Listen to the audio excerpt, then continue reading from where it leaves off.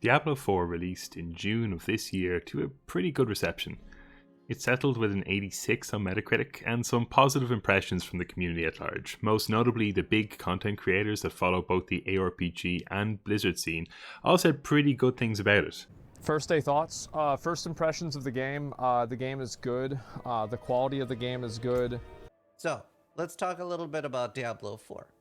So, already I can tell that this is going to be an amazing game for casual players, right? It's very has a lot more simplicity stuff than Path of Exile, and it's going to be a super enjoyable just hack and slash. While the end game isn't very deep right now, it's a very nice skeleton to build on. So I'm not very surprised that we're seeing so many game reviews come out with 8, 8.5, 9, etc. That's not that surprising to me. While I do think there's room for improvements here, and I would have liked to see Blizzard take some bigger swings and try some more innovative stuff, all told, the core of Diablo 4, it's a lot of fun. I really enjoyed playing through it, and I am pumped to dive in this week and play the game with everyone else. Unfortunately for Blizzard, things didn't stay rosy for too long. Pretty quickly, the hardcore player base began to realize a few major problems with the game, along with a myriad of other minor annoyances. I'm not going to spend any time at all really talking about the problems of Diablo 4. If you want to know more about it, there are one or two videos online of people talking about the state of Diablo 4 and a few Reddit threads maybe. If you're lucky, you might scrounge something with people complaining about Diablo 4. So if you want the full analysis, go there. But just for the sake of this video, I'm going to give a very quick recap of the main problem people have with the game. So the first one is a lack of an end game. You complete the story, or if you replay the game again, you complete like a bunch of kind of reputation quests and such, and you get to around level, it depends, but like around level 70, and the level cap is 100, and from level 70 to 100 there is nothing really to do apart from just grind the same stuff over and over and over again. There's a big boss right at the end, which a lot of people, I haven't done it myself, but a lot of people have done it. And she's quite tough, she presents a challenge, but that's it. And the time it takes between to get to level 70 and 100 is significant. So there's a lot of time there where you're not really doing anything. And considering this is an ARPG and the end game is probably one of the most important parts of that genre, people are let down by that. Then there's other stuff like the itemization system is pretty broken. When I said there's nothing to do after level 70, that kind of includes items as well. The stats, the way they work, you kind of find what's generally pretty good for you by around level 70, and then it's just so difficult to find an upgrade after that. You tend to not change your items very much after that level, and again, considering this is an ARPG, that's a big issue. Then there's other stuff like there are annoyances that people have, like the stat system just is kind of broken. There's a whole bunch of resistances that you can get that don't really do anything. And then on the flip side, there are other stats like vulnerable, for example, which are just incredibly important to have, and kind of every build needs it. The stash tab, you can only, I think it's like 4, people can correct me, but it's like 4 stashes or 5. And then after that, Blizzard physically can't add any more because apparently everybody else's stash tabs are loaded into your game. So if they expand it, then that massively increases the amount of load time that you have to do. So which is as an aside, an incredibly weird basic problem for an ARPG to have. Like, this is something that indie ARPGs are solving no problem. Weird one. Over reliance on crowd control is another big one. So you go through a dungeon and there's just so much crowd control going on in the dungeon that you just get locked down and murdered. Stuff like that, basically. There's just a lot of problems, and they're like the big ones and a few little minor ones. But then you go on Reddit and you'll see so many issues that people have.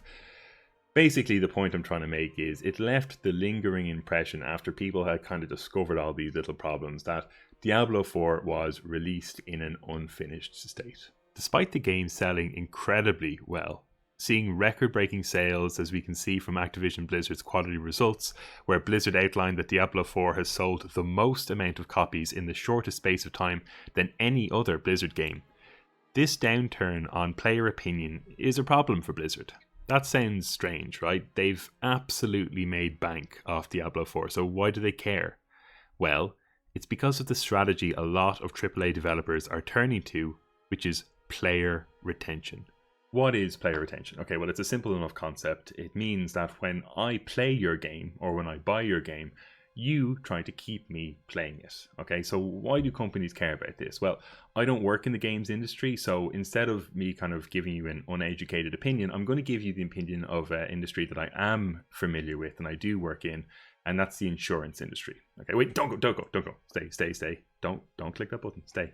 Okay, so I'll make this quick, I promise. Okay, so when I worked in insurance, we had a strategic pivot away from new business and into renewals. Okay, so what are those terms? New business is essentially when a customer buys insurance off us. So for your car, for your dog, for your house, whatever. The new business is you're a new customer coming in and you're buying that insurance. Renewals is when that policy lapses, usually after a year, you renew that policy. Okay, so similar to the games industry, we were looking at customer retention. Why were we doing that? Why are we looking at customer retention? Well, it's very, very complicated, but I'm going to give you the short YouTube version. Customers you already have are easier to budget for. Say today you have 1,000 customers. Last year, 90% of them renewed. The year before that, it was 89% of them. And then the year before that, 95% of them renewed. You have a general idea of what you're going to have next year and the year after that, etc., etc. Whereas with new business, it can be extremely volatile. I imagine this also translates into the gaming sphere in an even more dramatic fashion. Say you release a game in 2023, is that game going to have as many new players in 2025? Renewals are cheaper for the business. You tend to need to spend money in order to generate new business. You need to advertise, you need to spend money on new products, you need to offer significant discounts or new features, etc., etc. A lot of people will just renew if they're happy with what they have. Now, this doesn't translate as well into games, as it's unlikely you're going to have, say, someone like my dad who's happily subscribed to a game for 20 years like he is with his insurance, but you get the idea here. For games, you don't need to design a whole new game to keep people playing. You offer them cosmetics, you offer them small DLCs, you offer them patch notes. Renewals are safer. If you make a big play for some new business, spending a ton of money to get that target demographic and it doesn't work out, well, good luck in that shareholder meeting, am I right? Again, this translates pretty well into video games. Spending money on big budget releases is incredibly risky. There are plenty of examples of big gaming companies going down because of a few big risks that failed. You can see why player retention might be important for some companies. And I don't think there's any denying that it is important for Activision Blizzard. And you only need to just look back on Blizzard specifically and their back catalogue to just see the progression of how they view player retention versus, releasing new games and just getting that retail sale price. So, you go all the way back to the early days of, your Warcraft RTSs, your Starcraft RTSs, your Diablo 1 and 2, etc., etc. And then moving on, I think, with World of Warcraft, which was the first big realization for Blizzard that they were sitting on this massive cash cow through the MMO subscription model. And the funny thing with MMOs was they were the first kind of toe dipped in the water, really, when it came to the idea of continually paying to play the same game again and again and again. So with the success of World of Warcraft, Blizzard kind of realized, oh wow, this maybe is a model we can use going forward. And then look at the progressions of games then as we move into the the 2010s and then recently. So you obviously have your Warcraft expansions, you have your Hearthstone, which is constantly selling you new packs. You have hold on, I have this written down here somewhere. Heroes of the Storm? No idea what that is. Then you have like Overwatch and Diablo as well. And those ones in particular are really interesting because they actually show the change of the model within the same game. So, you obviously had Overwatch 1, and that kind of did have a little live servicey model thing, but it was, you had to buy the game. You got all the heroes as they released, and the only way Blizzard were able to generate a bit of money was selling you loot boxes, okay? And yeah, while that is absolutely kind of a predatory games service kind of thing, they changed that as they moved into Overwatch 2 because they wanted to move onto a proper games as a service model, and they did that through the Game Pass or the seasonal model. And then you look at Diablo again, which used to be just a retail price game, and then they sell you the expansion of that game. It's now changed into a proper games of service with proper season passes that we're going to get, along with that tracker you get and all of that kind of stuff. So there is no doubt that Blizzard are now a proper games for service subscription based game studio. But there's a tricky problem with focusing on player retention. When you focus on just pure sales, there's a very evident reason why someone would like to buy your game. It's new, it's flashy, you've probably spent a lot in advertising, it might be something they've never seen before. New games generates excitement quite naturally. However, when you focus on player retention, you don't have those factors a lot of the time, and on top of that you also have to combat burnout. How do you continue to retain players for a game that released in 2004, for example? How do you keep players excited enough to continue their subscription or buy the next season pass or buy a new pack of cards when there is constantly a stream of new games tempting those players away? This is something Blizzard has struggled with quite a bit.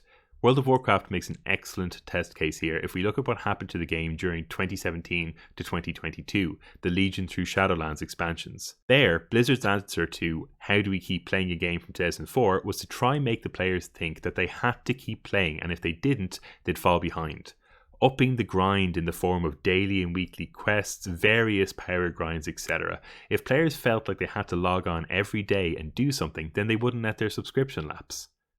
Unfortunately for Blizzard, they failed to realise that players actually don't want their video game to become a job, and it backfired spectacularly.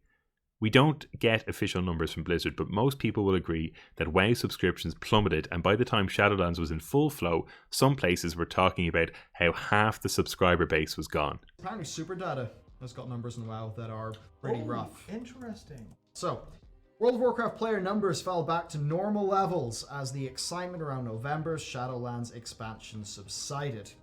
And what I will say there is we are individuals who do have a YouTube channel, and Shadowlands, after Shadowlands, boom. We definitely found that it's fallen pretty hard this time. So, I mean, that's very anecdotal, and some of that is impacted by, what we did as well. But yeah, I do not at all doubt what they've got here. Continue on. From November to January, revenue fell by 61%, and player numbers declined by 41%, with those figures not including China. So it's tricky, right? I mean, if you come up with bogus reasons for players to keep playing your game, they'll realise they're bogus reasons and they'll eventually quit. But on the other hand, if you spend a ton of money releasing new features and new ideas and stuff like that, number one, you risk bloat in your game. Your game gets way too big and then you hurt the new people coming in. But more importantly, number two, weren't you doing this to not spend a ton of money? So how do you do it? Okay, how do you have a game with massive player retention? Well, it's not impossible, right? Look at Fortnite, Apex Legends, League of Legends, Dota, etc. There's tons of games with really big player retention, but it's hard, right? It definitely is hard, and it can fail, and we've seen it fail. However, what if I told you that there's a hack, and that hack makes players super interested in the progress of your game? Don't laugh at this. Release it as a hot mess. Have you noticed over the years how gamers love a comeback story? No Man's Sky, Final Fantasy XIV, Cyberpunk. Blizzard actually had their own example of this with Diablo 3 and the Reaper of Souls expansion alongside Loot 2.0. Players will absolutely butcher your game online on the initial release if it's not good enough, but if you show them you're working on it, bug fixing, adding content, etc., they'll not only forgive you, but the hype will come right back up again. How many of you were super excited to read the patch notes for Cyberpunk 2.0? I know I was. I know the gaming media in general was. I probably only would have ever played Cyberpunk once had that game been totally fine on release, but I've not only ended up playing it twice, I also got the DLC because I wanted to replay the 2.0 version and have a DLC aside it. Yeah, fair enough, I might have bought the DLC anyway, but my point is, what better advertisement for your DLC if you can pair it with the slogan, "Hey guys, our base game is fixed and it's amazing now." Cyberpunk has come a long way in the nearly 3 years since it launched, and nothing exemplifies that more than the brand new 2.0 update for the game, releasing alongside the Phantom Liberty expansion. CD Projekt Red are continuing their tradition of providing free content updates by pushing this 2.0 gameplay update to all players who own the game, and not just Phantom Liberty owners. So whether you're planning to get the new expansion, or you're diving into the base game for the first time, here's everything new in Cyberpunk 2077's free 2.0 update. CDPR managed to retain me because they fixed their game. So if it works there, could it also work in a games as a service model? What if, instead of your seasonal roadmap adding additional content, cosmetics, etc., your seasonal roadmap fixed things about the initial release you really wanted fixing? What if you released a game that had glaring weaknesses but then promised to fix those weaknesses as the seasons progressed? Instead of Season 2 coming in with just simple crap like cosmetics and mounts, it also now promised to fix the itemization. Season 4 is coming in with a cool swamp monster team, but also, hey guys, we fixed the end game. You'd probably take a bit more notice, wouldn't you? That sounds silly though. I mean, no company would ever do... Oh god, Blood Bowl 3. If you don't know what it is, it's a Warhammer-based American football type tabletop game, and the video game version of it is developed by a French company called Cyanide. The third game, Blood Bowl 3 of the series, released in February of this year, and this is their roadmap / seasonal pass for the year.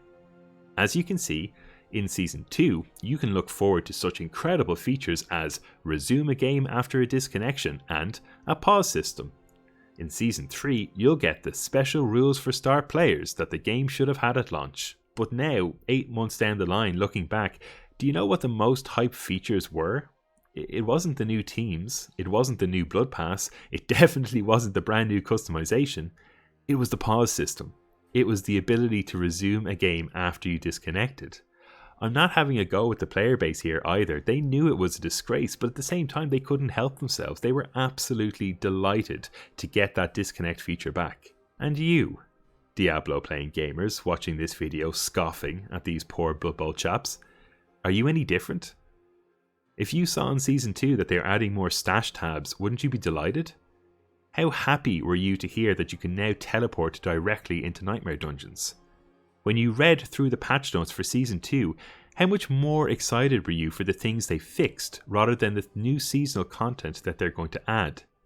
Are you excited to hop back into Season 2 after hearing they fixed all the stuff that you hated? Because I know I am. Look at what's written about Season 2 as well. Polygon's headline. Diablo 4's Season 2 patch rebalances each class and nearly every unique item. GameSpot's headline. Massive Diablo 4 Season 2 update almost completely rebalances the game. Full patch notes. PC Gamer's headline. Diablo 4's Season 2 patch fixes almost every problem I've had with it since launch. There are so many changes, you could almost call it Diablo 4 2.0. It's a nice reference. They're all about the fixes. No one is bothering with a headline around the actual new seasonal content. The same goes for streamers. I've now watched Raxantrax, Wajio, Riker, all really good like Diablo 4 and ARPG streamers. All of them are leading with the fixes and talking primarily about those. And who can blame any of them? That's what we're all excited about, right? Class balancing, horse mobility fixes, itemization improvements, better Legion events and Hell Tides. We want the patch notes. That's the good stuff. That's why we're coming back to Diablo 4.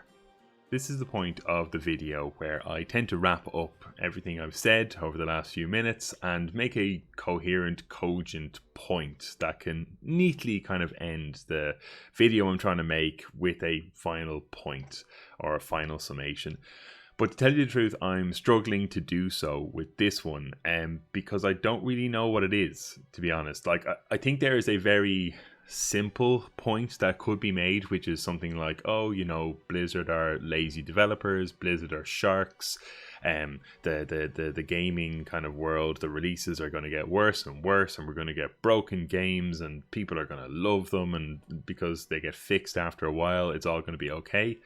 But I don't really know if that is the correct point, because as I'm trying to kind of lay out in this video, people enjoy that. They genuinely do. People like patch notes. They like the game that they liked initially getting better or getting fixed, whichever word you want to use to describe it.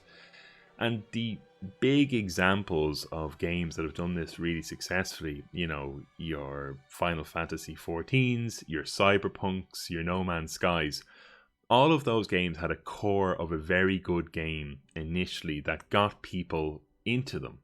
And fair enough, they, for whatever reason, didn't work out when on release, but that core game, once it got things added to it, people loved it. And, you know, you have big fans of Cyberpunk now, of No Man's Sky, etc., etc. And I think the same is true with Diablo 4. At the very start of this video, I said Diablo 4 released with pretty good reviews, and I don't think that is like a mistake. You know, there was something good about the core of that game. It feels nice to hit things. There are some good ideas in there. It looks nice. It flows nice.